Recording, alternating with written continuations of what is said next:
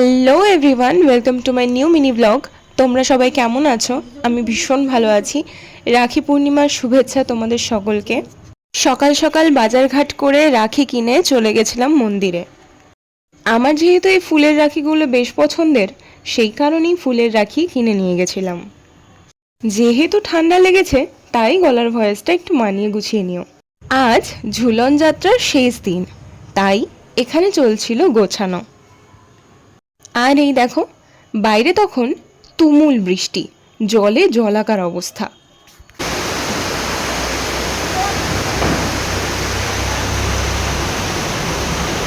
ওহো, আমি তো তোমাদের নিজেকে দেখাতে তো ভুলেই গেছি। চলো তাহলে আমি কি ড্রেস পরেছিলাম দেখে নাও। তোমরা এবার ভাবতেই পারো, রাখি পূর্ণিমার দিন আমি কোনো দাদা কিংবা ভাইকে রাখি না বাঁধতে গিয়ে মন্দিরে কী করছি।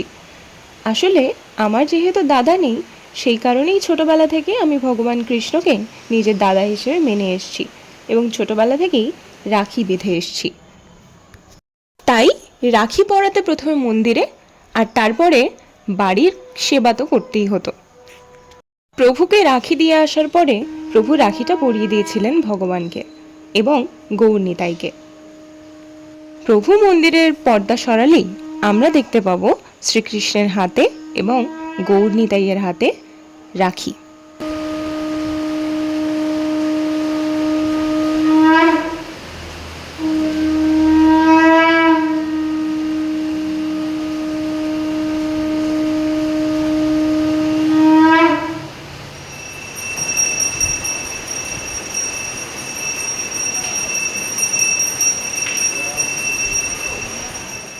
এই দেখো, আমার দেওয়া রাখিটা ভগবান কুঞ্জবিহারীর হাতে, আর আমার দেওয়া আরেকটা রাখি গৌরনিতাইয়ের হাতে।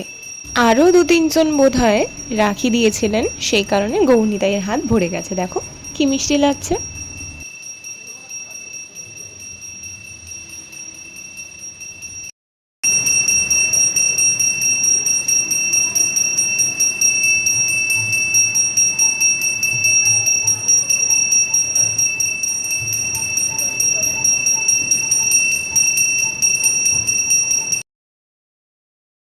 তখন চলছিল আরতি, তাই ভেবেছিলাম আরতি শেষেই বাড়ি ফিরে আমার রাধা মাধবকে নিয়ে বসে পড়ব।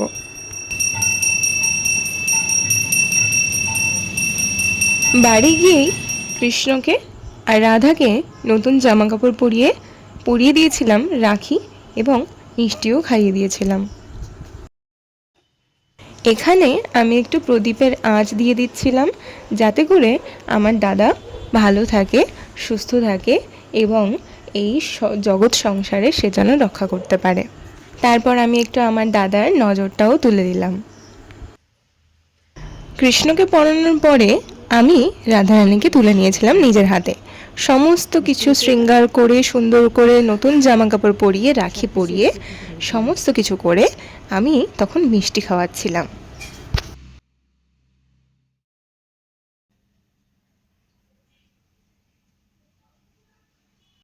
আমার সাজানোটা কেমন হয়েছে সেটা কমেন্ট বক্সে জানাতে কিন্তু তোমরা ভুলো না। আবারও দেখা হবে নতুন কোনো ভিডিওতে। আপাতত টাটা।